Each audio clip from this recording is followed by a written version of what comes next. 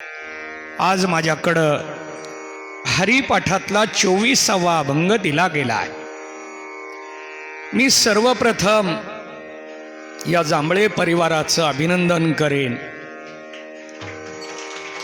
हरिभक्तीपरायण बळीराम नाना जांभळे महाराज यांचं अभिनंदन करेन की आपण एक सूत्र ग्रंथावर हरिपाठासारख्या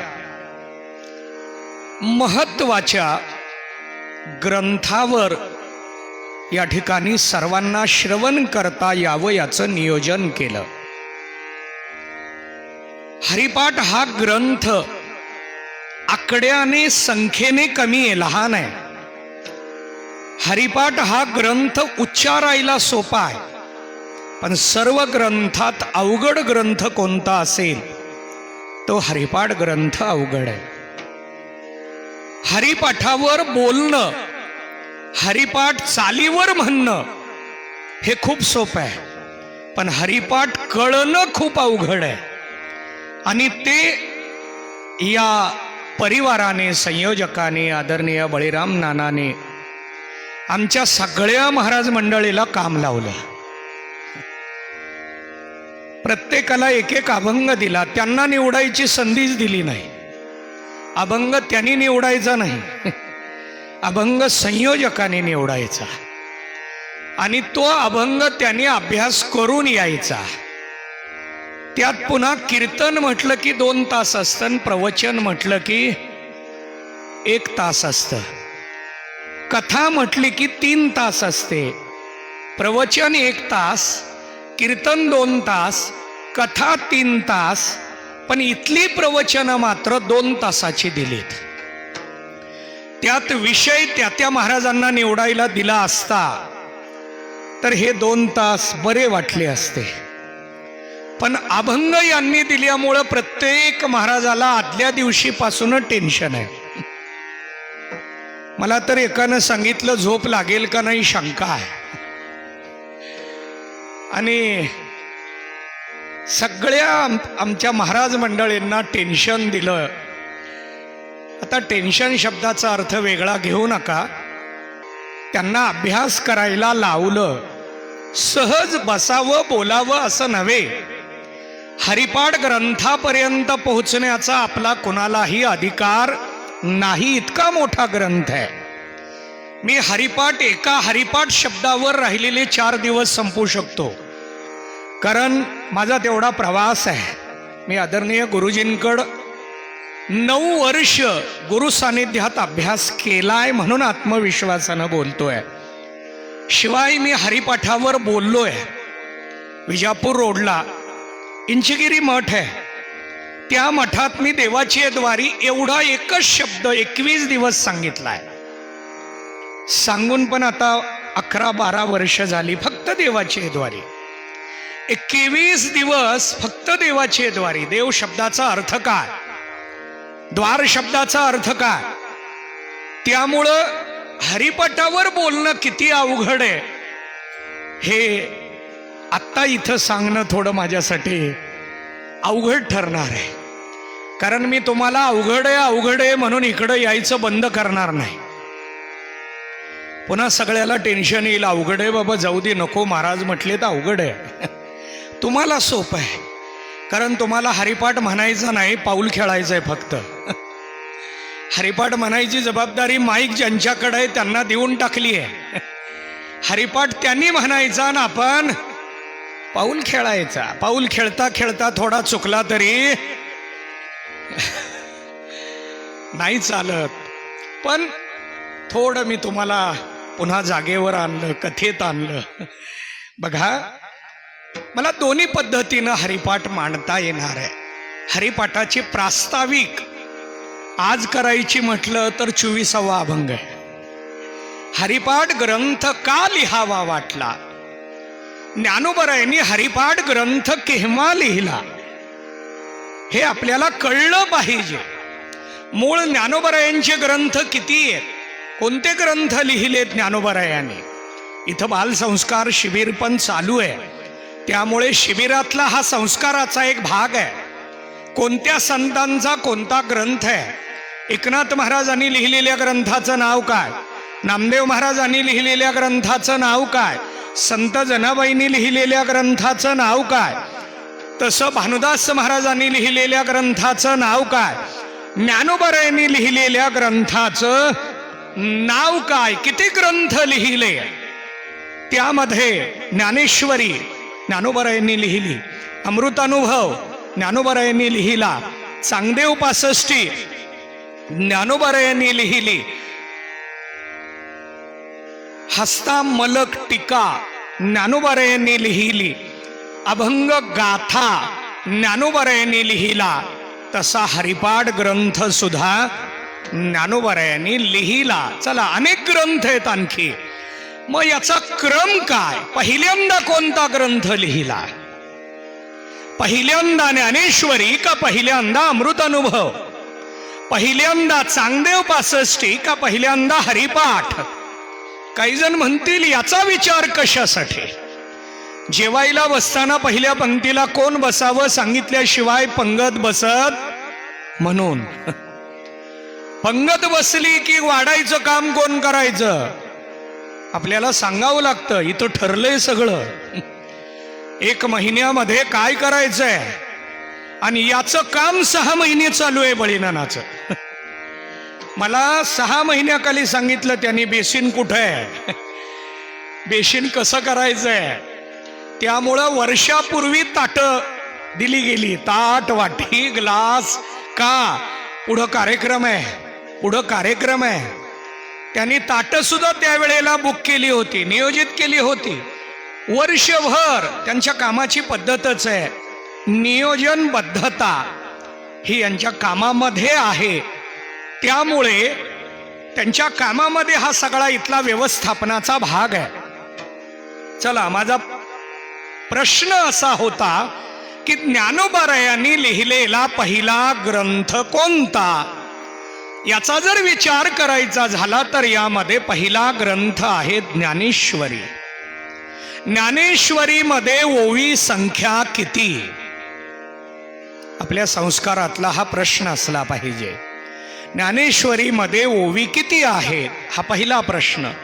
ज्ञानेश्वरी हा ग्रंथ कशावर केलेलं भाषांतर आहे?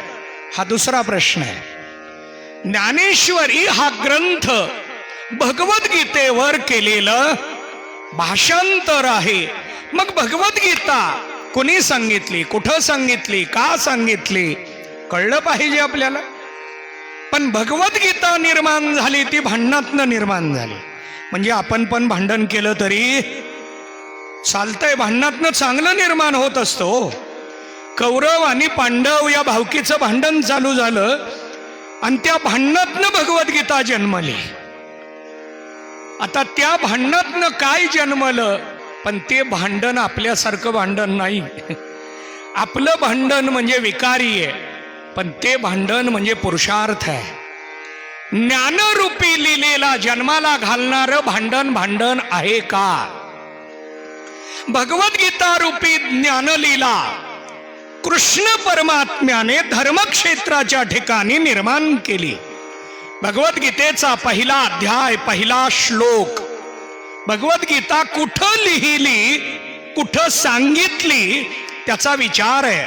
धर्मक्षेत्रे कुरुक्षेत्रे समवेता युयुत्सवः मामकः पांडवाचैव किम कुर्वत संजया. अर्थाकडे जाणार नाही आता, कारण मला वेळेत सगळं बसवायचं आहे. आता वेळेत बसवायचं आहे म्हणजे अभंगातला जप, तप, पुढं काय, कर्म, या सगळ्याला स्वल्पविराम आहे. जप झाला की स्वल्पविराम, तप झाला की स्वल्पविराम. स्वल्पविराम कळतो का?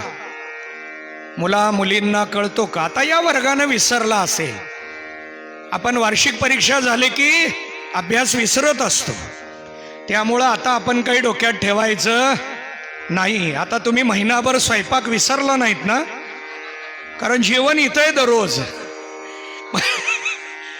आपण बराच दिवस एक गोष्ट राहिली की ती विसरत जातो. म्हणून पूर्णविराम, स्वल्पविराम, उद्गारवाचक चिन्ह, प्रश्नचिन्ह हे गणितातले चिन्ह आहेत, त्यामध्ये स्वल्पविराम का दिला जातो, पूर्णविराम केव्हा द्यायचा असतो. आता सगळ्याला वाटेल उन्हाळ सुट्टी आहे, कशाला काढायला लागलात हे, आम्हाला उन्हाळ सुट्टीत शाळेचं सांगू नका.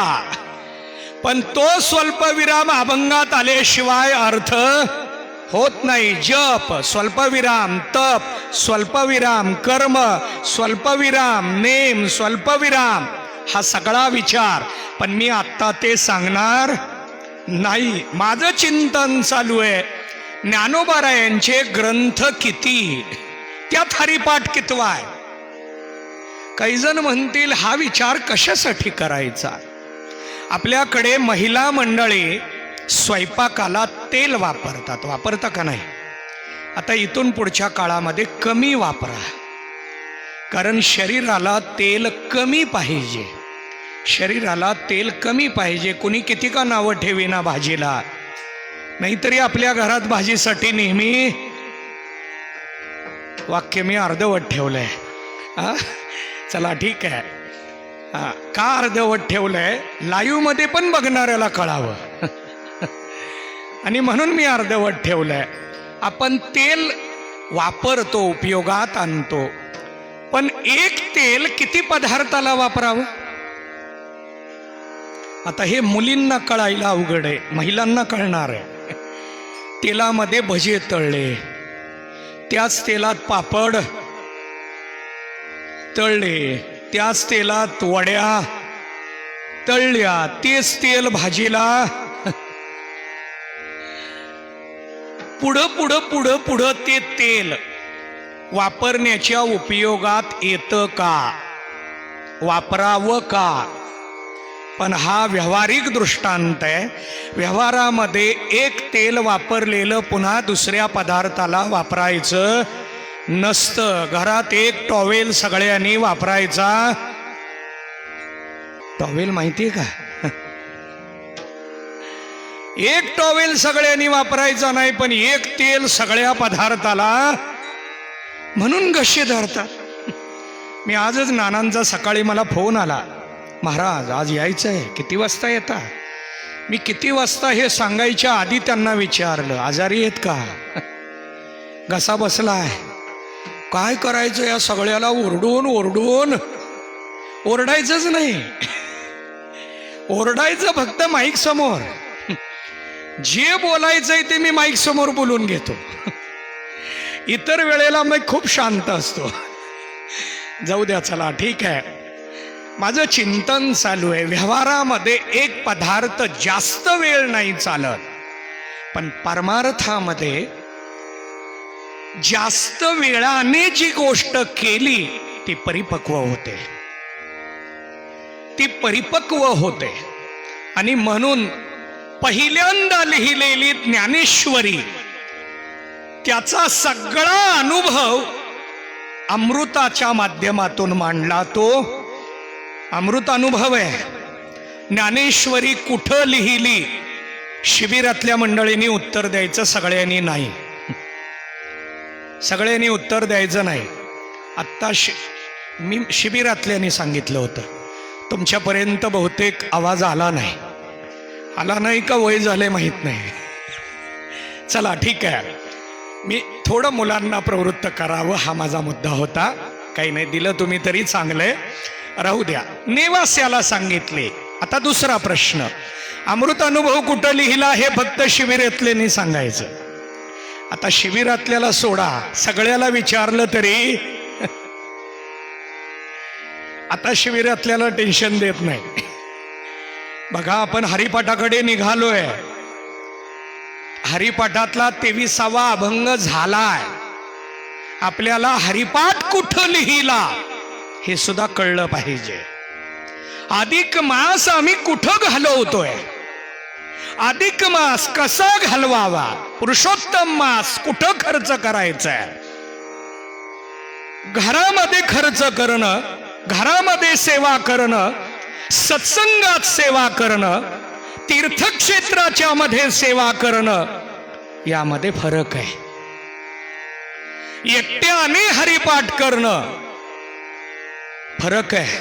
मंदिरात हरिपाठ करणं फरक आहे, तीर्थक्षेत्रात हरिपाठ करणं फरक आहे. तसं ज्ञानेश्वरी कुठं लिहिली? नेवाशाला लिहिली. पण ज्ञानेश्वरी लिहा असं कुठं सांगितलं? पैठणमध्ये सांगितलं. पण कुणी सांगितलं? कळलं पाहिजे आपल्याला. हरिपाठाकडे जायचं, हरिपाठ मंडळाला हे सगळं माहीत पाहिजे. आपल्याला हरिपाठाचे एकूण अभंग 27 आहेत. तुम्ही हरिपाठ वारकरी प्रथेप्रमाणे म्हणत असताना इतर अभंग मोजले की मग 28 वगैरे जातात, हा भाग वेगळा आहे. पण ज्ञानोबारायांनी लिहिलेला ग्रंथ हा 27 अभंगाचा ग्रंथ आहे. आणि या 27 अभंगाचं लिखाण कुठं केलं, कोणत्या ग्रंथानंतर केलं, हा सगळा चरित्राचा विचार आहे. आपल्याला चरित्र श्रवण करत पुढं जायचंय का डायरेक्ट अभंगात जायचंय? अभंगात जात असताना ज्ञानोबारायांची भूमिका कळावी म्हणून मी हे मांडायला लागलोय. कारण ज्ञानोबारायांच्या आणखीन एका ग्रंथाचं वेगळेपण मांडतो आणि मग चिंतनाकडे येतो. आता मला दिलेला हा अभंग आजच्या आज संपेल असं मला नाही वाटत, पण संपवूया, काळजी करू नका. 1:45 पर्यंत संपवतो आणि तिथून पुढं इथला जो चालू आहे तो विषय आपल्या समोर येईल. पण हे सांगणं माझ्यासाठी गरजेचं आहे. तरी मी एक विषय बाजूला ठेवला आहे. पुरुषोत्तम मास, अधिक मास, मलमास आणि धोंड्याचा महिना. 4 शब्दाला 4 व्याख्या आहे. पुरुषोत्तम मासाची व्याख्या काय, अधिक मासाची व्याख्या काय, मलमासाची व्याख्या काय आणि धोंड्याचा, हे मी बाजूला ठेवलंय वेळेअभावी, कारण मला याचा विस्तार करायचा आहे. आणि याच्या विस्तारात जात असताना आपल्याला हरिपाठ ग्रंथ कळला तर अभंगाकडे जाता येईल. आणि अभंगाकडे जाताना 24व्या अभंगाकडे यायचं आहे. कारण आम्हाला यश 24 डबा आलाय. आपण गावाला जाताना विचारतो रेल्वेत बसायचंय, किती आहे? S5 आहे. S5 मध्ये किती? S5 मध्ये 50 नंबर सीट आहे. तसं माझ्याकडं यस नाही, यच 24 डबा आलाय. यच म्हणजे हरिपाठ आणि 24 हा या डब्याचा क्रमांक आहे, अभंगाचा क्रमांक आहे. मग मला 23 डबे घेऊन मग 24व्यात जायचं आहे. मग आता 23 बाकीच्यांनी सांगितले, पण साखळी आहे. ही काय आहे? साखळी आहे. हरिपाठ ग्रंथ हा मगाशी मी बोलून गेलोय सूत्र ग्रंथ आहे. सूत्र शब्दाचा अर्थ काय? बघा, आमच्याकडे इथं शिवानंद आश्रमामध्ये ही प्रक्रिया शिकवली जाते. आमचे विलास महाराज तिथं खूप श्रवण केलेले आहेत. शिवानंद स्वामींच्या कडून श्रवण झालंय. सूत्र शब्दाचा अर्थ काय? सूत्र ग्रंथ कशाला म्हणतात? ब्रह्मसूत्र सूत्र ग्रंथ आहे. नारद भक्ती सूत्र सूत्र ग्रंथ आहे. हरिपाठ सूत्र ग्रंथ आहे. सूत्र ग्रंथ या शब्दाचा अर्थ काय? त्याला 4 अवच्छेदक आहेत. आता त्यात वेळ घालवत नाही, ट्रेलर देऊन ठेवतो उद्याच. आपल्या सगळ्याला सिरियल बघायची, वाक्य पूर्णच केलं नाही कोणी. बघा, सिरियल मध्ये उद्याचं आज द्यावं लागतं ट्रेलर, तर उद्या बरोबर 11 वाजता प्रवचन ऐकायला. उद्याचं ट्रेलर नाही दिलं की मग जाऊ दे, जाऊया, किती वाजता? 12ला जाऊ, 12:15ला जाऊ.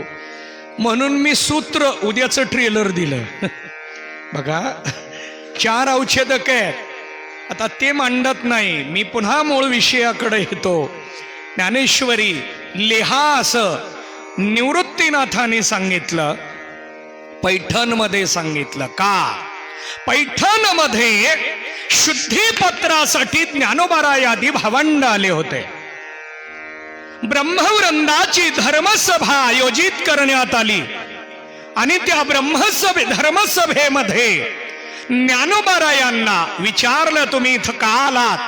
शुद्धीपत्रासाठी आलोय, तुमची नावं काय आहेत? आणि त्या नावाचा विचार समोर आल्याबरोबर ज्ञानोबारायांनी सांगितलं, निवृत्तीनाथ, ज्ञानदेव, सोपानदेव आणि मुक्ताबाई. नावं ऐकल्याबरोबर काही ब्रह्मवंद उपहासाने बोलू लागले, काय नावं ठेवली? तेवढ्यात एक रेडा पखाल घेऊन निघाला होता. पखाल म्हणजे पाणी घेऊन जाण्याचे एक माध्यम आहे. पूर्वी पाणी पखालीतून रेड्याच्या पाठीवरून घरोघरी दिलं जायचं. त्यावेळेला सायकल, गाडी, नळ, तोटी, बोर, हापसा नव्हता आणि त्यामुळं पखाल असायची. ही पखाल 73-75ला पण होती. असं काही खूप 100 वर्षाच्या पूर्वी पखाल होती असं नाही, आत्ता सुद्धा होती. आणि अशी पखाल पाठीवर घेऊन रेडा निघाला. त्या रेड्याचं नाव होतं ज्ञानदेव. एका ब्रह्मवृंदाने पाहिलं आणि तो म्हणायला लागला, त्या रेड्याचं पण नाव ज्ञान आहे. चरित्र मोठं आहे. मी चरित्र सांगायचं का अभंग सांगायचा, हाही माझ्या समोर प्रश्न असणार आहे. आणि यामध्ये त्यांनी रेड्याला बोलावलं, रेड्याच्या पाठीवर चाबकाचे फटके दिले, ज्ञानोबारायांच्या पाठीवर वळ उमटले. त्यांनी सांगितलं, यांच्या वडिलांनी संन्यास घेतलेला असल्यामुळे त्यांच्याकडे ती विद्या असेल आणि म्हणून हे वळ उमटत असतील. एकाने सांगितलं, या रेड्याच्या मुखातून वेद वदवा, मग आम्ही तुमचं सामर्थ्य मान्य करू. सध्याच्या काळात चमत्कार दाखवल्याशिवाय नमस्कार होत नाही. आम्हाला चमत्कार दाखवला का मग आम्ही पाया पडायला तयार होतो. ज्ञानोबारायांना सांगण्यात आलं, रेड्याच्या मुखातून वेद वदवा. ज्ञानोबारायांनी वेद रेड्याच्या मुखातून बाहेर काढायचं ठरवलं आणि रेड्याच्या मस्तकावर हात ठेवला. मस्तकी तो जाना, या न्यायानं अंगी ऐसे बळ. रेडा बोले, जयाचे द्वारे सोन्याचा पिंपळ, जयाचे द्वारे सोन्याचा पिंपळ, जयाची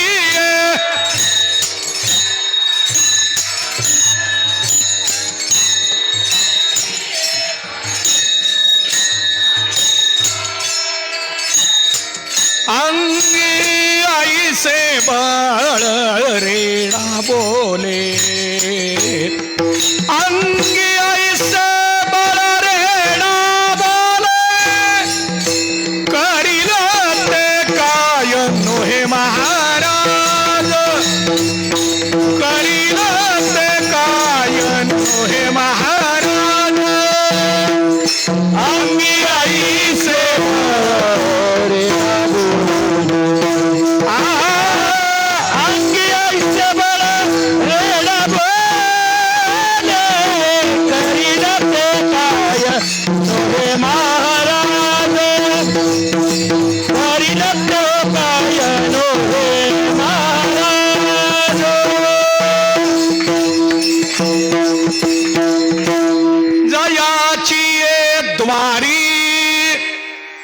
सोन्याचा पिंपळ, अंगी ऐसे बळ. रेडा बोले, रेड्याच्या मुखातनं वेद वदवले. त्यावेळेला ती सगळी धर्मसभा ज्ञानोबारायांचा जय जयकार करू लागले. ज्ञानोबारायांच्या मामाचं गाव म्हणजे पैठण, आजोळ, आणि म्हणून ज्ञानोबाराय तिथं मामाच्या घरी मुक्कामी होते. आणि म्हणून ज्ञानोबारायांना पैठणमध्ये थांबवून दररोज कीर्तन करायला सांगितलं. ज्ञानोबाराय हे आद्य कीर्तनकार म्हणून ओळखले जातात. आणि ज्ञानोबारायांची कीर्तनं तिथल्या ब्रह्मवृंदांनी ऐकली आणि म्हणून ज्ञानोबारायांना सांगितलं की तुम्ही भगवद्गीतेवर आम्हाला काहीतरी ऐकवा, भगवद्गीतेवर भाषांतर करा. आणि मग पैठणमधला काळ पूर्ण करून ज्ञानोबाराय पुढं चालत निघाले, नेवास्याला आले आणि नेवास्याला एका मंदिरामध्ये बसून त्यांनी ही ज्ञानेश्वरी लिहिली. चला आता यात जास्त वेळ खर्च करत नाही, यातला प्रवास मोठा आहे. ज्ञानेश्वरी लिहिण्यासाठी सच्चिदानंद बाबाला उठवलं केलं असा मोठा प्रवास आहे. तिथून ज्ञानोबाराय पुढं निघाले. बामणी म्हणून गाव आहे, त्या बामणीला आले आणि तिथं त्यांनी अमृत अनुभव ग्रंथ लिहिला. तिथून ज्ञानोबाराय पुन्हा तांब्याला आले. चांगदेव महाराजांची भेट झाली, पण चांगदेव महाराज समाधिस्थ होते. मुक्ताईने चमत्कार केला. तसेच ते आळंदीला आले आणि आळंदीला आल्यानंतर चांगदेव महाराजांना हा चमत्कार कळला, म्हणून चांगदेव महाराज भेटायला निघाले वाघावर बसून. हातामध्ये चाबूक म्हणून सर्प घेतला, वाघावर बसले निघाले. काही जण म्हणतील चांगदेव महाराज वाघावर बसले. आता इथली प्रत्येक जण वाघावरच आहे बघा. पूर्वी आपल्या घरामध्ये नवीन नवरी आली की येताना ती काय पाडून येत होती उमऱ्यात? शेर. आता शेर बंद झाले, कारण हा शेर आहे आणि ती दुर्गा आहे, म्हणून उमऱ्यावरचा शेर बंद झाला. आता शेर कायम आहे घरातला. हा शेर फक्त बाहेर डरकाळी काढतो. याला पिंजऱ्यात आवाज काढायचा अधिकार तुम्ही म्हटलात बर का? नाही, मी म्हटलं नाही बघा. असो द्या, ठीक आहे. चांगदेव महाराज वाघावर बसून आले म्हणून ज्ञानोबारायांना वाटलं आपण त्यांच्या भेटीला जाऊ. ते जर चेतनावर वाघावर अंकुश ठेवत असतील तर आम्ही जडावर अंकुश ठेवू, म्हणून ज्ञानोबारायांनी चालविले जड भिंते, हरली चांगयाची भ्रांती, मोक्ष मार्गीचा संगाती ज्ञानोबा माझा. एकनाथ महाराजांचं प्रसिद्ध प्रमाण आहे, भिंत चालवली निर्जीव चालविली भिंती. नारायण महाराजांचा अभंग आहे, संत महिमा वर्णू किती, निर्जीव असलेली जड भिंत ज्ञानोबारायांनी चालवली. पण भिंत चालवण्या अगोदर चांगदेव 65 लिहिली. ज्या वेळेला चांगदेव महाराजांनी कोरं पत्र पाठवलं आणि त्या कोऱ्या पत्राला निवृत्तीनाथाने पाहिलं, ज्ञानोबारायांच्याकडे दिलं, सोपान काकाकडे दिलं, सोपान काकाने मुक्ताईकडे दिलं. मुक्ताई गप्प बसेल ती मुक्ताई कशी? म्हणून आत्ताच्या मुक्ताईला सांगावं लागतं कार्यक्रम चालू आहे, तुम्ही थोडं थांबा. बघा, मुक्ताईला गप्प करणं खूप अवघड असतं. मी चरित्रातली सांगायला लागलो बरं का. आणि मुक्ताई म्हणायला लागली 1400 वर्ष जगून कोराच राहिला. 1400 वर्ष जगला तरी या चांगदेवांना पत्र लिहिता आलं नाही. आत्ताच्या 12वी झालेल्या विद्यार्थ्याला अर्ज लिहिता येत नाही स्वतःचाच. पुढच्या इयत्तेला जाण्यासाठी अर्ज कसा लिहू, कुठून सुरुवात करू? आपलं नाव कॅपिटल लिहितो, वडिलाचं नाव स्मॉल लिहितो. अरे चुकून झालं, व्हाईटनर घ्या. म्हणजे एवढी शाळा शिकून सुद्धा शासकीय कार्यालयात व्हाईटनर आहे. बघा, व्हाईटनरची गरज लागू नये एवढी पगारन शिक्षण आहे, पण तरी व्हाईटनर लागतं आपल्याकडे. आता चांगदेव महाराजांच्या कोऱ्या पत्रावर ज्ञानोबारायांनी 65 ओव्या लिहिल्या. त्याला नाव काय आलं? चांगदेव 65. मला हे सांगून हरिपाठाकडे यायचंय म्हणून मी इथपर्यंत आलो. ज्ञानोबाराय या चांगदेव 65 मध्ये सांगतात की मला या 65 ओव्या लिहिण्यासाठी माझ्या मूळ अवस्थेतनं खाली यावं लागलं. माझी जी मूळ अवस्था आहे त्यातून मी खाली आलो आणि मग 65 ओव्या लिहिल्या. तर आता 65 ओव्यासाठी जर ज्ञानोबाराय खाली आले असतील तर हरिपाठासाठी कुठं आलेत? निराळी वस्तीत. 1 महिनाभर चालू आहे म्हटल्यानंतर बघा किती खाली यावं लागलं. या 65 ओव्या चांगदेव महाराजांच्या समोर आल्या आणि चांगदेव महाराजांनी वाचायला सुरुवात केली. काहीच कळेना. हरिपाठ म्हणताना सुद्धा आपल्याला लक्षात आलं पाहिजे, हरिपाठात बऱ्यापैकी व्याकरणाचं करेक्शन आहे बरं का. नाहीतर या पुस्तकात असं आहे म्हणून हेच बरोबर आहे असं म्हणू नका. आत्ताच्या माझ्याच अभंगामध्ये भावनायुक्त, इथं भावयुक्त झालंय. आपल्याकडे काही शब्द असे आहेत त्यामुळं ग्रंथ प्रमाण असतं, पुस्तक प्रमाण नसतं. आपल्याकडे ग्रंथ प्रमाण आहे, मालिका प्रमाण नाही.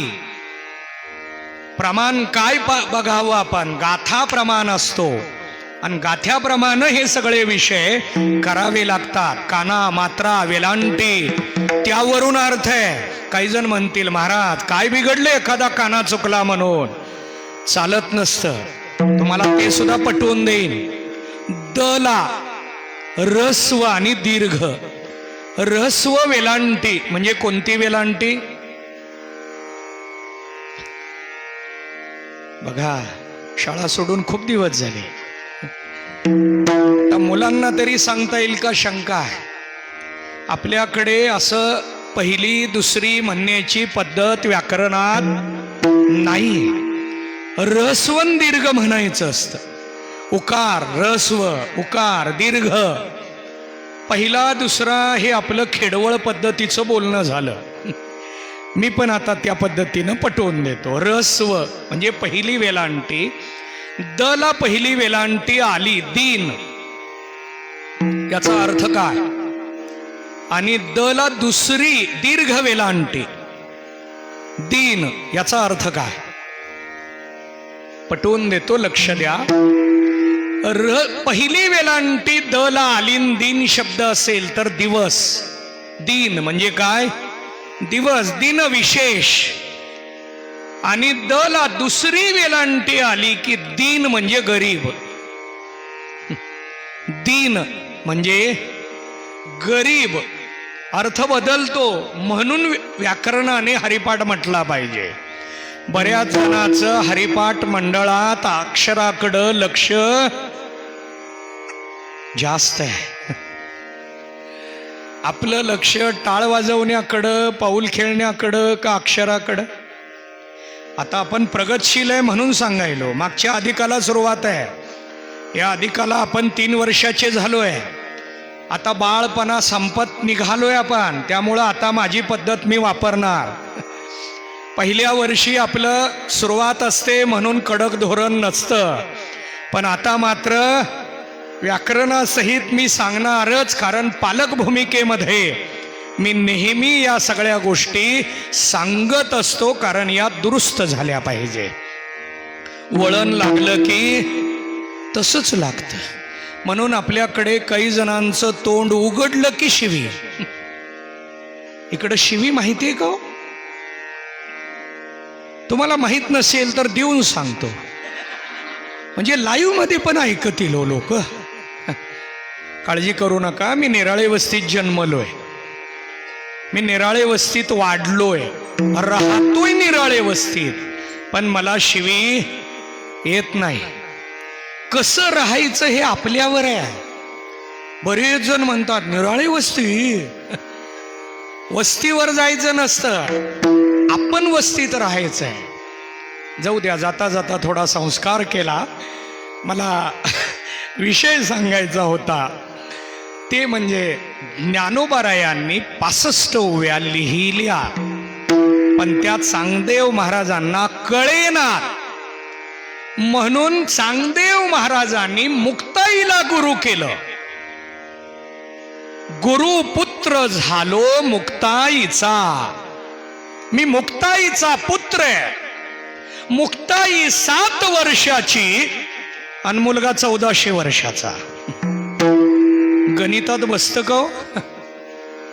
पण ज्ञानाच्या गणितात हे बसलंय. हा ठीक आहे. चांगदेव महाराज हे मुक्ताईकडे गेले, अनुग्रह घेतला आणि 65 ओव्या समजून घेऊ लागले. या चांगदेव 65 नंतर बाकीचे ग्रंथ आहेत. पहिला ज्ञानेश्वरी, अमृतानुभव, चांगदेव 65, अभंग गाथा, हे ग्रंथ करत करत करत करत शेवटचा ग्रंथ हरिपाठ. मग हरिपाठ ग्रंथाचा अधिकारी कोण? बघा, थोडं आता अवघड करतो. सगळं सोपं असून चालत नाही. जेवायला सुद्धा जामून असले की बघितलं की आनंद आहे हो. ताटात अर्ध्या तासाने काही ना, पण जामून बघितले तरी आनंद आहे. पण जामून जास्त आवडतात का 1-2च? शुगर असली तरी खायचे असतात. शुगर आहे म्हणून जामून नको म्हणायचं नसतं, कारण वाढणारा पण म्हणतो एक तरी खावा. एक खाल्लं जामून म्हणून कुठं बिघडायला लागलं. एक तरी हरिपाठ ज्यादा पाठ करावा. ज्ञानोबरायांचा पाठ केल्यानंतर नाथ महाराजांचा हरिपाठ पाठ करावा. करतो का? जामून जास्त चालतात, हरिपाठ जास्त चालत नाही. ज्ञानोबरायांच्या हरिपाठात 27 अभंग आहेत. एकनाथ महाराजांच्या हरिपाठात 25 अभंग आहेत. शंभू महाराजाला 5 संतांची अभंग हरिपाठ पाठ आहे. मध्ये लॉकडाऊनचा फायदा करून घेतलाय आमच्या पंकज महाराजांनी. मुलीला 5 हरिपाठ, मुलाला 5 हरिपाठ, या सगळ्याला लॉकडाऊन मध्ये घरात बसून हेच सकाळ दुपार. आपण काय केलंय लॉकडाऊन मध्ये? वजन वाढवलंय आपल्या स्वतःचं. काय केलं? सकाळ दुपार संध्याकाळ खायचं आणि झोपायचं. वजन वाढवलंय. आता ती कमी करायसाठी हायवेला फिरायचं. चला विनोद बाजूला काढा. मी चिंतन मांडत होतो की हरिपाठ हा कधी सांगितलेला ग्रंथ आहे. मग हरिपाठाचा अधिकारी कोण? एक चिंतन मांडलं जातं. मामासाहेब दांडेकरांच्या चरित्रातला एक प्रसंग मी कीर्तनात ऐकलाय. त्यांना एका साधकाने विचारलं, महाराज, ज्ञानेश्वरी लिहिणारे ज्ञानोबाराय आणि हरिपाठ लिहिणारे ज्ञानोबाराय एकच का वेगळे? बहुतेक त्या ज्ञानोबारायांच्या नंतर कितीतरी वर्षांनी दुसरे ज्ञानदेव म्हणून एखादे संत झाले असतील आणि त्यांनी हरिपाठ लिहिला असेल. त्यांनी विचारलं, तुला अशी शंका का आली? त्यानं सांगितलं, ज्ञानेश्वरीतलं ज्ञान, ती भाषा, ते अलंकारिक शब्द आणि हरिपाठ यामध्ये खूप मोठं अंतर आहे. म्हणून माझ्या मनात शंका आली. त्यांनी सांगितलं की हे 2 ज्ञानोबाराय नाहीत, एकच आहेत. पण आपल्याला वाटतं की ज्ञानोबाराय हा कुणासाठी? तर आपल्याला सामूहिकही चिंतन करता येतं आणि सूक्ष्मही चिंतन करता येतं. स्थूल चिंतन असं आहे, हरिपाठाचा 27 अभंगाचा अधिकारी एक आणि हरिपाठाचा 27 अभंगाचे 27 अधिकारी आहेत. प्रत्येक अभंगाला अधिकारी स्वतंत्र आहे.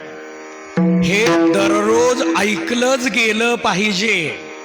पहिल्या अभंगाचा अधिकारी कोण? दुसऱ्या अभंगाचा अधिकारी कोण? आता इथं आल्यानंतर प्रवचनाच्या सुरुवातीला काय म्हटलं जातं? दररोज काय म्हटलं जातं? रामकृष्ण हरी रूप पाहता. मग आपण घरात काय विचार करतो? एक 20 मिनिट 25 मिनिट जातात पंचपदीला, घरातनं उशिरा निघू, चला का पंचपदी होईल तोपर्यंत.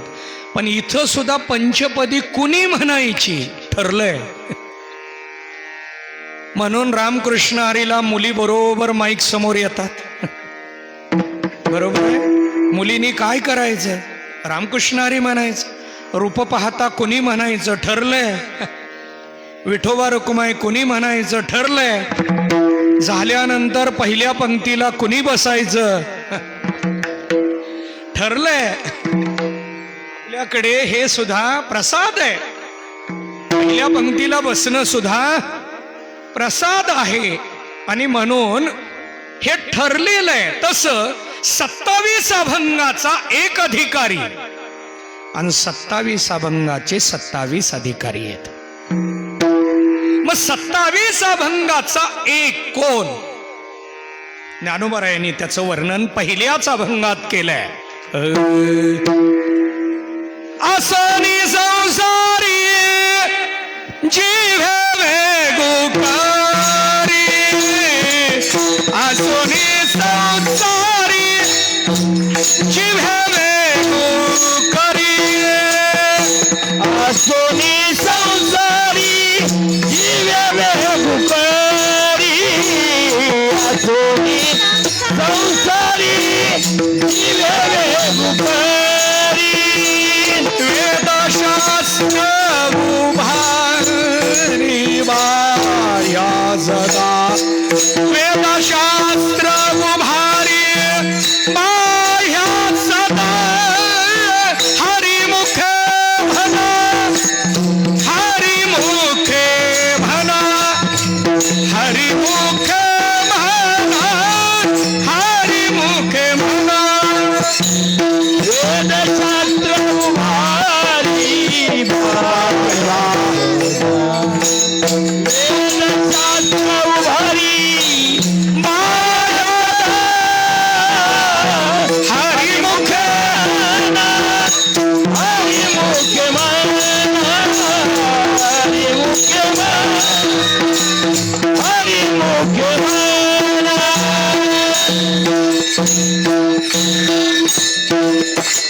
आसोनी संसारी.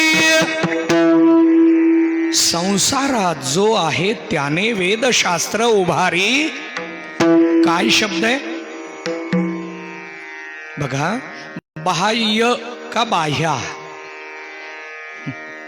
बघा, पुस्तकाकडे बघू नका लगे.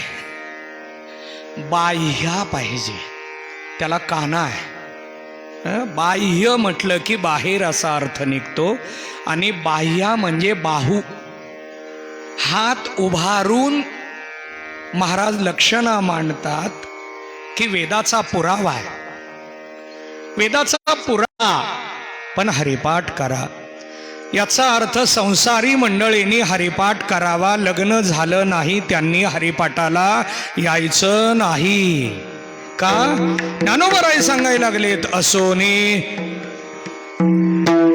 मग आता इथला संसार शब्दाचा अर्थ बघावा लागतो. खूप मोठं चिंतन आहे. माझी वेळ आत्ता संपायला लागली. 25 मिनिटं फक्त हातात आहेत. आणखीन मी माझ्या मूळ आजच्या अभंगाकडं आलो पण नाही, पण त्याची प्रास्ताविक मांडायला लागलोय. आणि त्या भूमिकेत साखळी आहे. हा प्रत्येक अभंग घेत 24व्या अभंगापर्यंत जायचंय आपल्याला. आणि म्हणून मी हा विचार आपल्या समोर मांडायला लागलोय. बघा, संसारी पदाचा अर्थ लग्न होणं, प्रपंच असा नाही.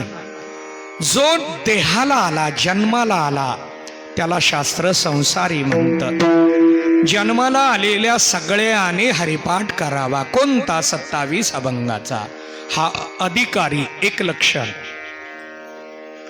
दुसरं लक्षण मांडतो, ज्याला मुखानं हरी म्हणता येतं तो हरिपाठाचा अधिकारी. हरिमुखे म्हणा, हरिमुखे म्हणा, पुण्याचे गणना हो न करी.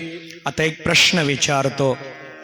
27 अभंग म्हणणं म्हणजे हरिपाठ का हरी हरी म्हणणं म्हणजे हरिपाठ?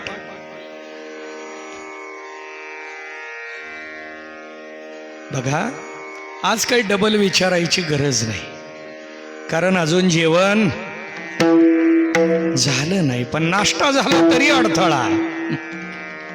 म्हणून इथं प्रवचनाला येताना नाश्ता पोटभर करून यायचं. फॅन लावलेला असतो आणि त्यामुळे उकडू नये, गरम होऊ नये, उष्णतेसाठी फॅन लावलेला असतो. तुमच्या डोक्यात काय आलं मला माहीत नाही. पण 27 अभंग म्हणणं हा वारकरी प्रथेतला हरिपाठ आहे. पण ज्ञानोबरायांनी सांगितलेला हरिपाठ म्हणजे एकच आहे, हरी हरी हरी हरी हरी म्हणत रहा. हरी हरी म्हणायचंय हा हरिपाठ आहे. मुक्ताईने आपल्या हरिपाठात सांगितलंय. मुक्ताईचा हरिपाठ 16 अभंगाचा आहे आणि त्या मुक्ताईच्या हरिपाठात हरिपाठाची व्याख्या आहे, हरी नाम पाठ इति हरिपाठ. हरीच्या नामाचा पुन्हा पुन्हा उच्चार करणं याला हरिपाठ म्हणतात. आणि या हरीच्या नामाचा उच्चार त्याला ज्ञानोबरायांनी जप म्हटलंय. जप, तप, काय पुढं, कर्म, क्रिया, नेम, धर्म. जप करायचंय कशाचा? हरिपाठाचा. का? जामून, बासुंदी, जिलेबी, लाडू, बालाजीचा बेत. बा म्हणजे बालुशाही, ला म्हणजे लाडू, जी म्हणजे जिलेबी. याचा जप करायचा आहे का? नाही. मग जप कशाचा करायचा आहे? भाजी आणण्याचा, किराणा माल आणण्याचा, दूध आणण्याचा. बघा प्रपंचात किती ताण आहे. इथं काहीतरी करावं लागतं का? जागेवर पंगत आहे. काही पिशवी घ्या, हायवेला जावा, भाजी आणा, काही टेन्शन नाही. बघा सगळं जागेवर आहे. मला महिन्यात माझ्या डब्याला खूप झालं, म्हणजे महिन्यात 30 दिवसाचे 60 जर असतील तर त्यातले मी घेतलेले 10 डबे होत असतील बऱ्या प्रमाणात. कधी कधी महिन्याला 5 डबे होतात. का? सगळं जेवण बाहेर आहे पंक्तीला. मग आपण संसार करावा का परमार्थ? लगे बाहेर पडू नका. सगळी पुन्हा बाकीचे मिटवत बसायला आमचा वेळ जास्त खर्च करावा लागेल. एवढ्या लवकर तुम्ही पण बाहेर पडणार नाही, मलाही माहिती आहे. हे तुम्हाला सांगायला लागलो, लाईव्ह मधल्याला नाही सांगत. लाईव्ह मधल्यासाठी वेगळा विषय असतो. आणि त्यामुळं चला ठीक आहे, मी जप सांगणार आहे आता. जप शब्दाचा अर्थ काय? एका नामाचा पुन्हा पुन्हा वारंवार ध्यास घेऊन ती क्रिया करणं याला जप म्हणतात. मग जप कशा कशाने करायचा? इंद्रियाने करावा, मनाने करावा का बुद्धीने करावा?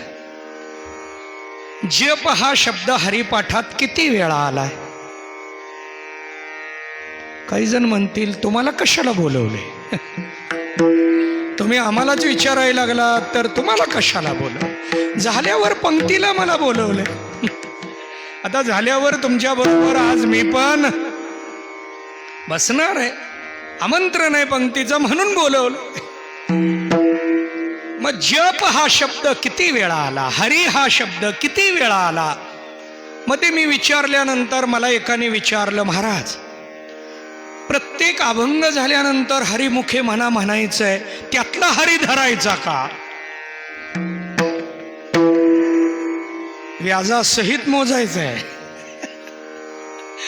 जाऊ द्या, फक्त प्रश्न मांडला मी. हरिपाठामध्ये कोणते शब्द किती आलेत? बघा हरिपाठामध्ये वेद शब्द, वेदातले शास्त्रीय दृष्टांत किती ठिकाणी आहेत, पौराणिक दृष्टांत किती ठिकाणी आहेत, अनुभवाचे दृष्टांत किती ठिकाणी आहेत. हरिपाठ सहज नाही. आपल्याला वाटतो हा सहज आहे म्हणून, परंतु हरिपाठ सहज नाही. खूप विस्ताराचा हरिपाठ आहे. आणि म्हणून यातला जप बघा, ज्ञानोबरायांनी हरिपाठाच्या आपल्या 5व्या अभंगामध्ये जप या पदाचा विचार मांडलाय आपल्या समोर. आणि हा विचार मांडत असताना ज्ञानोबराय आपल्या समोर त्या नाही, तो 5वा अभंग आहे, बरोबर आहे.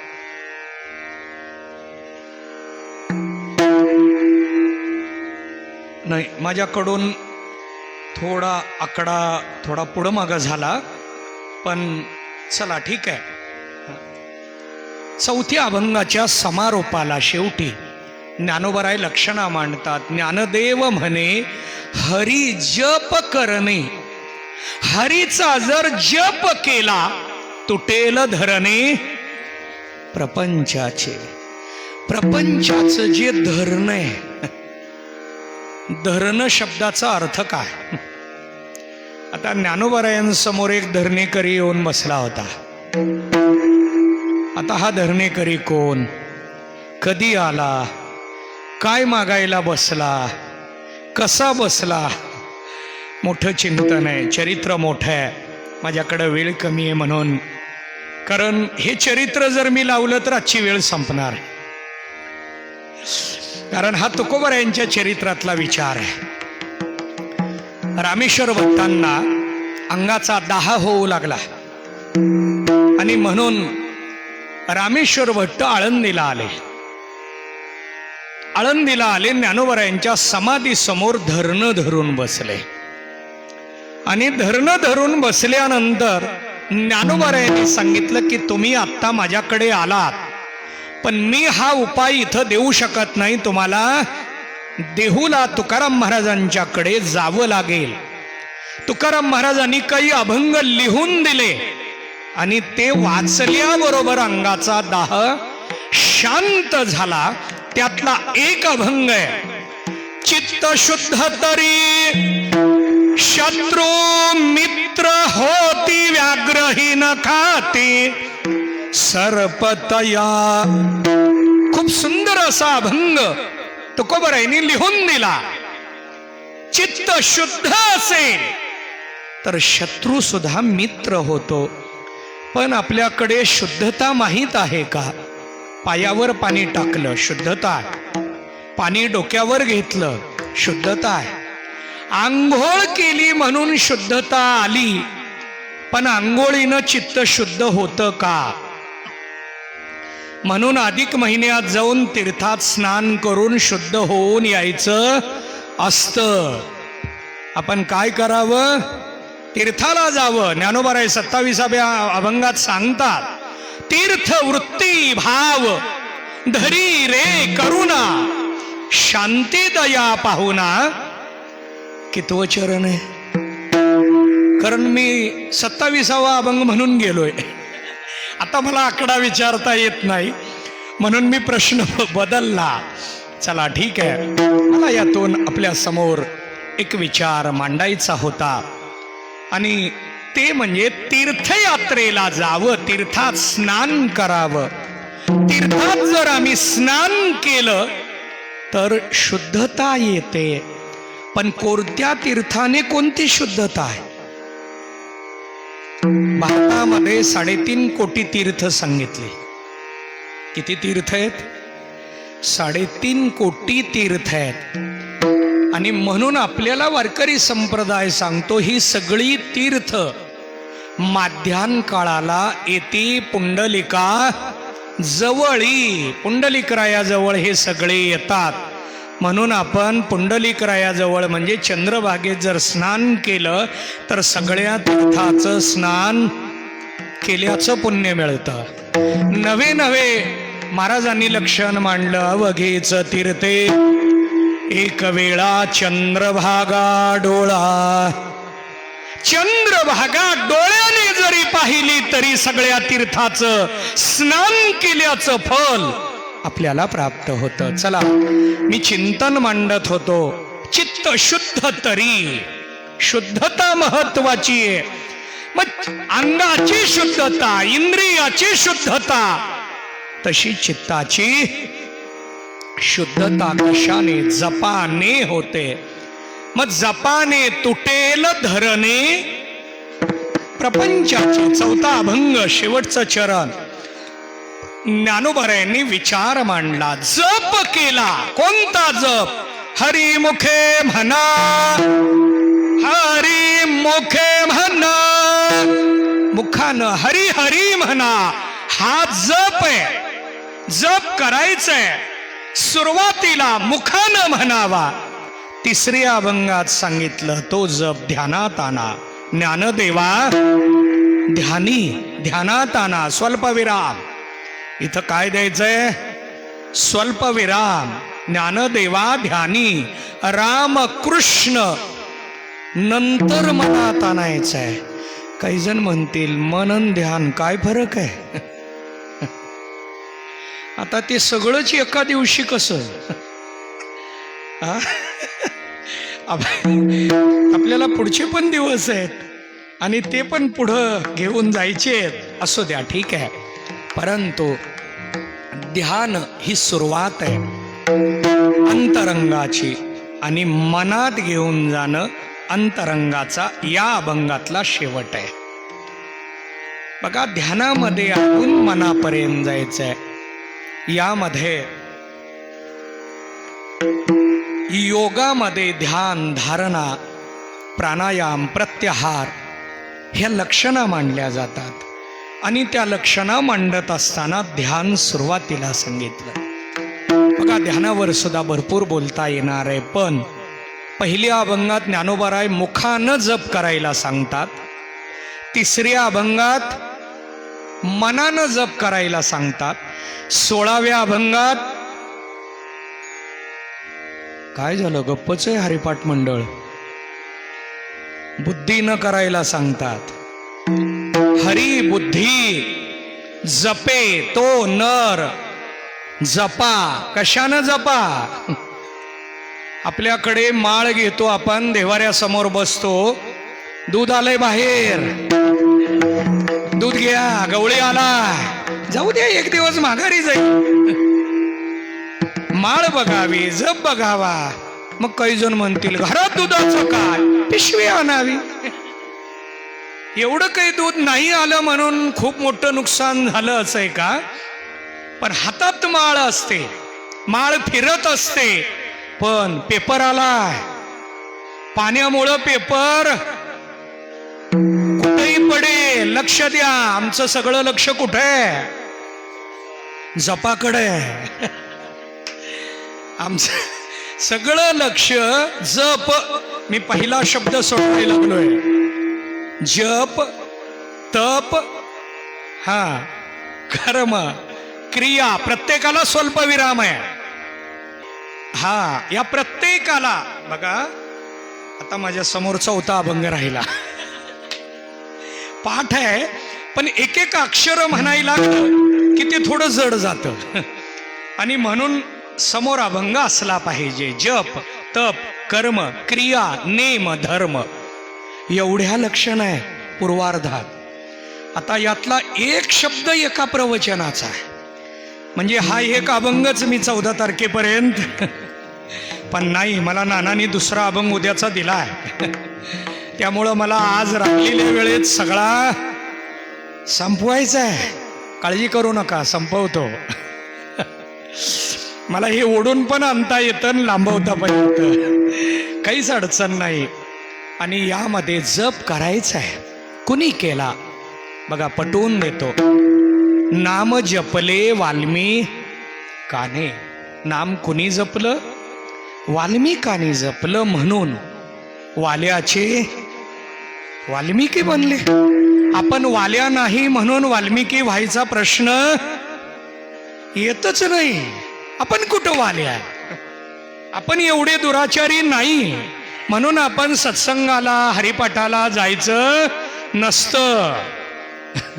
आपण किरकोळ भांडणं करणारी माणसं आहे. वाल्यासारखे दरोडे असली आहे का? पाणी आलं त्या दिवशी फक्त भांडण करायचं. 4 दिवसात नाही एकदा, 3 दिवस पुन्हा मिळून जेवण करायचं शेजाऱ्याने. का?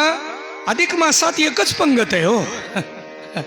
मग येऊन इथं एकाच पंक्तीला बसायचं, पुन्हा पाण्या दिवशी भांडण करायचं. आपण वाल्या नाही दररोज भांडायला, त्यामुळं आपल्याला वाल्मिकी व्हायचं नाही. 10व्या अभंगात सांगितलंय हरिपाठाच्या, पुराण प्रसिद्ध 10वाचा अभंग आहे का? मी हरिपाठ मंडळाला का विचारतोय, त्यांना पण जिज्ञासा व्हावी, तळमळ व्हावी, पाठ करावं. मी तुमची परीक्षा घेत नाही, तुमची जिज्ञासा वाढवतोय.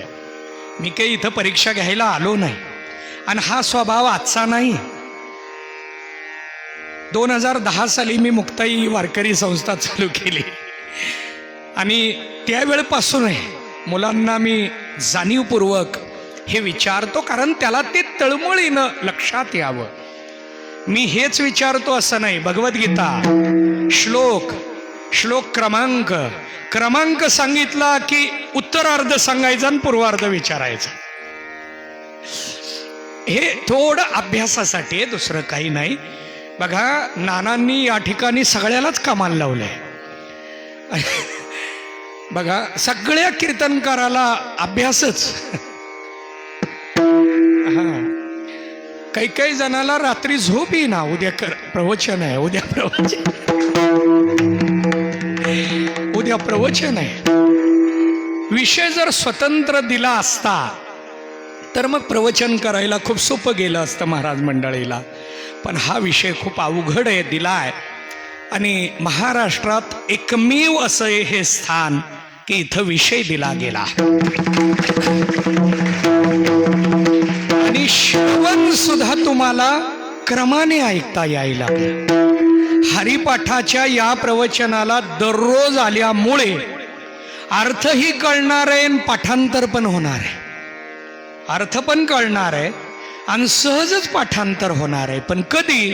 11 वाजता आल्यानंतर, 1:45 वाजता आल्यानंतर शेवटचं चरण पाठ होणार सगळ्या अभंगाचं. कारण आपल्याला ऐकायला काय मिळणार? ज्ञानदेव म्हणे. आणि नेमकं हरिपाठ म्हणताना काय अडखळतं? ज्ञानदेव म्हणे आलं की पुढंच जात नाही कॅसेट. सगळ्याच अभंगाला ज्ञानदेव म्हणे. चला जाऊ द्या, मी जप सांगायला लागलोय. आणि या जपामध्ये वाल्मिकांनी जप केला म्हणून ज्ञानोबरायांनी त्यांचा दृष्टांत 10व्या अभंगात दिला. आता पहिले 9 अभंग आहेत, दुसरे 9 आहे आणि तिसरे 9 आहेत. 9 त्रिक 27. याला वर्णक म्हणतात. पहिलं वर्णक म्हणजे 9, दुसरं वर्णक म्हणजे 9 आणि तिसरं वर्णक म्हणजे 9. 3 वर्णकामध्ये हरिपाठ विभागला. 3 विभाग आहे 9 अभंगाचे. यामध्ये दुर्लभ 3 वर्णकात आहे. पहिलं दुर्लभ 8व्या अभंगाचं शेवट चरण. कोण सांगेल? 8वा अभंग वर्ण म्हणत यायचा खाली. ज्ञानदेव म्हणे नाम हे सुलभ, नाम सुलभ आहे, सर्वत्र दुर्लभ विरळा जाणे. आता या दुर्लभ शब्दाचा अर्थ काय? आता दुसरा दुर्लभ दुसऱ्या 9 मध्ये, पण 16व्या अभंगात आहे. पहिलं चरण हरे बुद्धी जपे तो नर. हा दुर्लभ काय सांगतोय? चला आता तिसऱ्या अभंगात, तिसऱ्या वर्णकात, तिसऱ्या 9 मध्ये अभंग क्रमांक किती? 22वा अभंग पहिलं चरण. नित्य नेम नामी ते दुर्लभ. 3 दुर्लभ आहेत.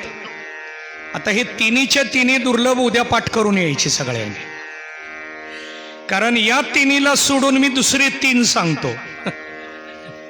शंकराचार्यांनी सांगितलेत म्हणून. विवेक चोडामणी नावाचा ग्रंथ आहे, त्यामध्ये 3 दुर्लभ सांगितलेत. मनुष्यत्वम 1, मुमुक्षुत्वम 2, हरिप्रिय महापुरुष संश्रयः. 3 दुर्लभ आहेत. आता या 3 दुर्लभाचा त्या 3 दुर्लभाबरोबर संबंध ठेवून हा जपणारा कोण आहे? जपे. कारण हरी बुद्धी हा माझा मुद्दा चालू होऊन मी जप शब्द मांडत होतो. वाल्मिकांनी जपलंय. सुरुवातीला मुखानं जपलं, नंतर मनामध्ये घेतलं आणि मनातून बुद्धीत घेतल्यामुळे केले रामायण. रामा ही हा जप आहे. आम्ही जप केला पाहिजे, बुद्धीनं केला पाहिजे. एक प्रश्न विचारतो, आपल्याला बुद्धी आहे का? देवानं बुद्धी दिली आहे का? वापरच नाही. सगळा वापर मनाचाच आहे. मनाला वाटलं म्हणून केलं. मनाला वाटू देत जाऊ नका तुमच्या. मनाला वाटलं म्हणजे काय? आपल्या मनाला वाटलं ते आपल्या मनात ठेवावं. जगाला काय? मनाला वाटलं तसं वागायला लागलो की दुःख भरपूर आहे. माणसानं नेहमी बुद्धीप्रमाणे वागावं. बुद्धीप्रमाणे वागावं याच्यासाठी ज्ञानोबरायांनी बुद्धीचं श्रेष्ठत्व मांडलंय. बुद्धीचे वैभव अन्य नाही कितवा अभंग आहे. हा चला ठीक आहे, प्रश्न देऊन ठेवला मी.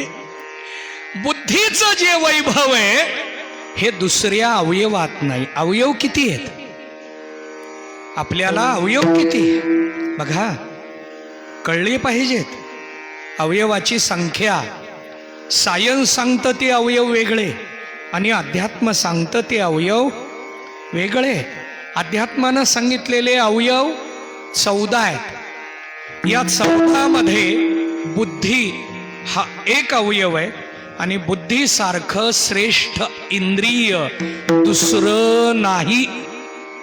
या बुद्धीनं जप करावा. जप तप कर्म क्रिया नेम धर्म. आता मुखानं जप कधी कसा, मनाने जप कधी कसा, बुद्धीने जप. आता ज्ञानोबराय आणखी पुढं नेतात, पण मला पुढं जायचं का हा प्रश्न आहे. कारण 26व्या अभंगाचा शेवटच्या चरणात जप सांगितलाय.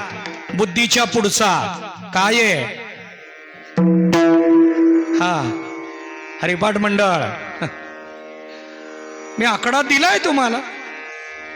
ज्ञानदेव म्हणे जप माळ. हा चुकला का?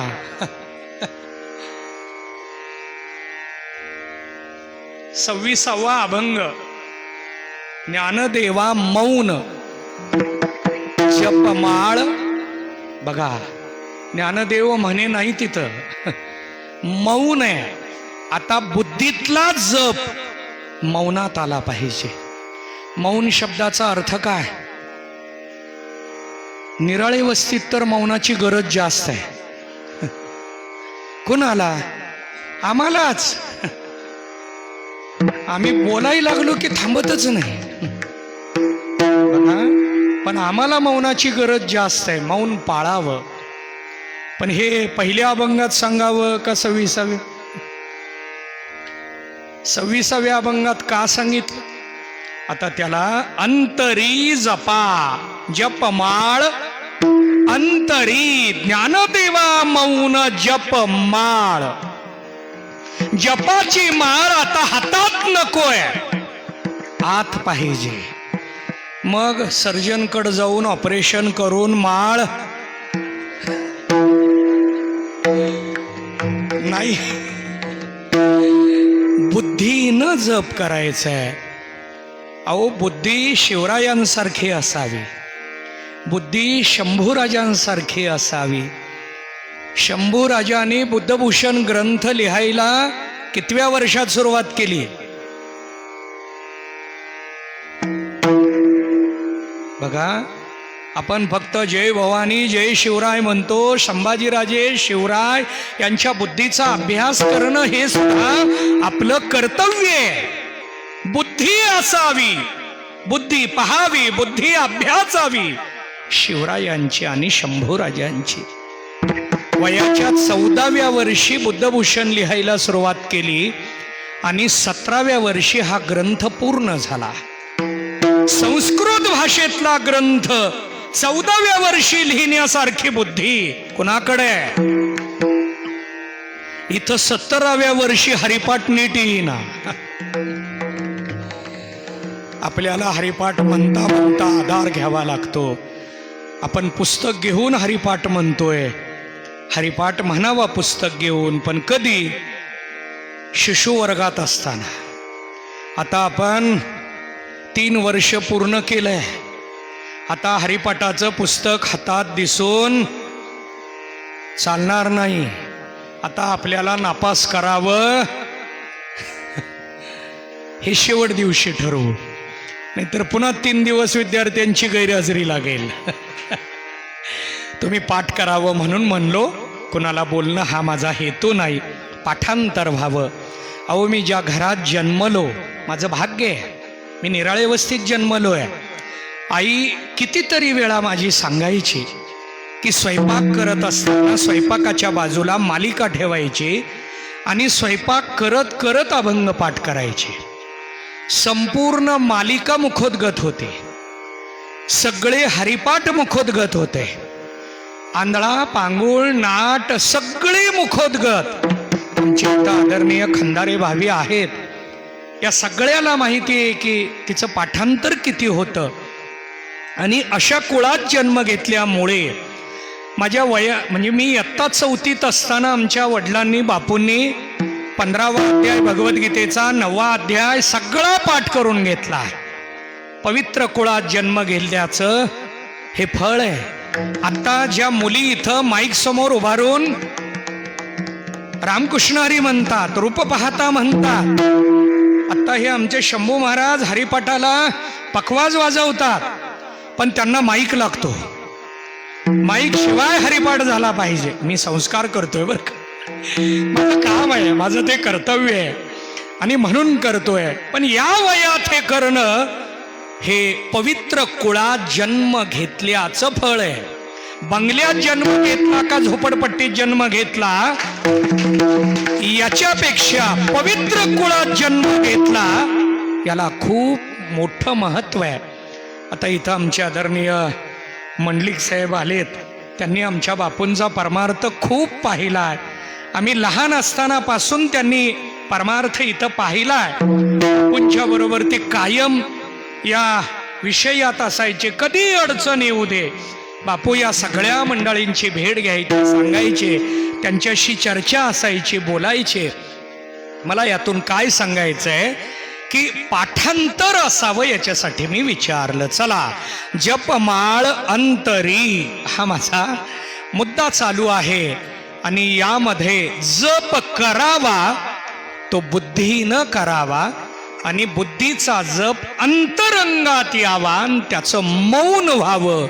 पण हे मौन आपल्याला अत्यावश्यक आहे आणि म्हणून या जपाचं रूपांतर तपात आलं पाहिजे. आता पुढचा शब्द जप. तप. तप कशाने करावं? कायिक तप, वाचिक तप आणि मानसिक तप. कायिक तप कशाला म्हणतात? कायेनं शरीराकडून तप घडणं. तप या शब्दाचा अर्थ काय? तपश्चर्या. तप्त शरीराला तप्त करणं याला तप म्हणतात. एखाद्या लोखंडाला जर गंज लागला तर त्याला लोहार कशात घालतात? अग्नीत घालतात. लोखंडाला अग्नीत घालतात. फक्त अग्नीत नाही, त्याला तप्त करतात आणि तप्त करून हातोड्याने ठोके देतात. जप करणाऱ्याला तापवावं लागतं म्हणजे तपश्चर्या, तप. आता कायेचं तप म्हणून उपवास करायचा असतो. पण शुगर बीपी असलेल्याने हे ऐकायचं नाही. नाहीतर तुम्ही घरी जाऊन उपवास करचाल आणि माझ्याकडे येईल सगळं घर. महाराज तुम्ही उपवास का सांगितला?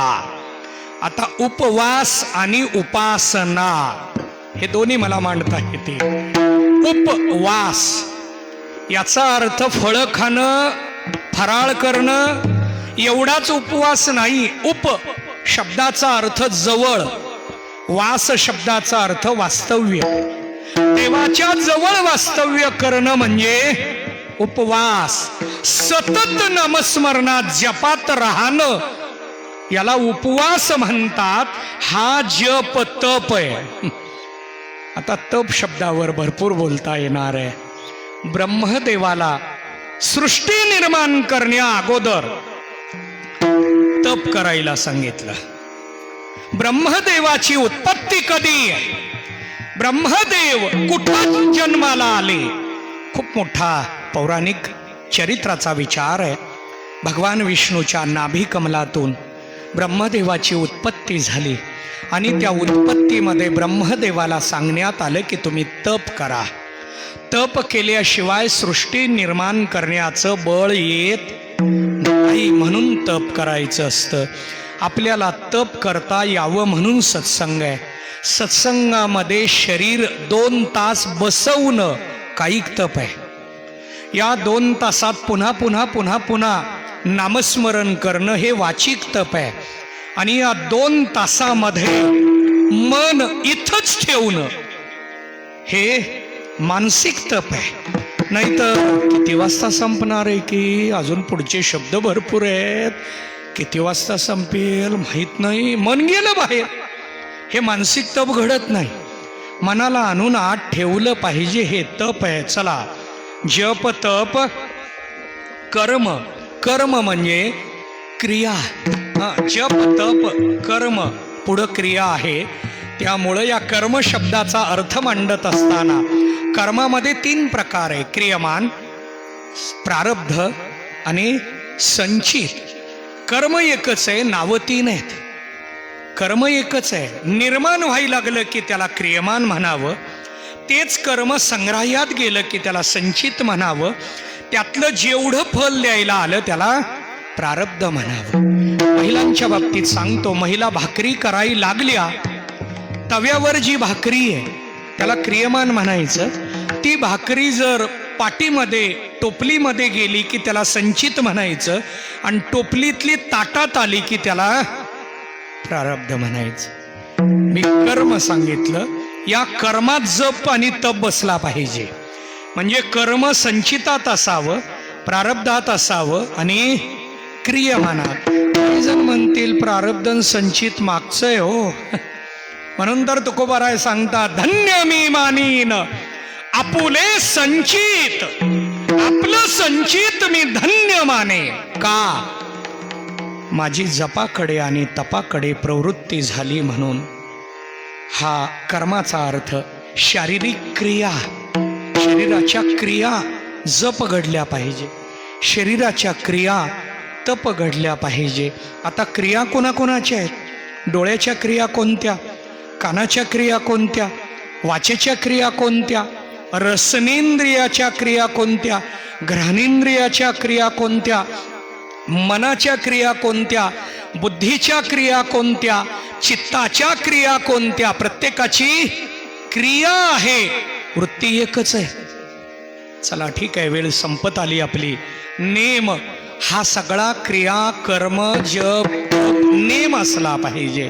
बळीनानाने हा नेम केला, जांभळे परिवाराने हा नेम केला. केला नेम चालवी माझा नामा म्हणे केशवराजा. केला नेम, हा नेम केला. आणि या वृत्तीवर जो राहतो सर्वाघटी राम, सर्वाघटी राम भाव शुद्ध.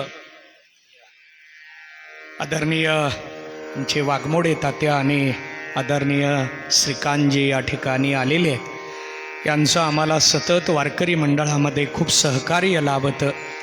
वारकरी संप्रदायात ज्या ज्या वेळेला आम्हाला अडचण येते ते आम्हाला सांगतात की जिथं संघर्षाचा विषय असतो तिथं तुम्ही संघर्ष करू नका, आम्हाला सांगा.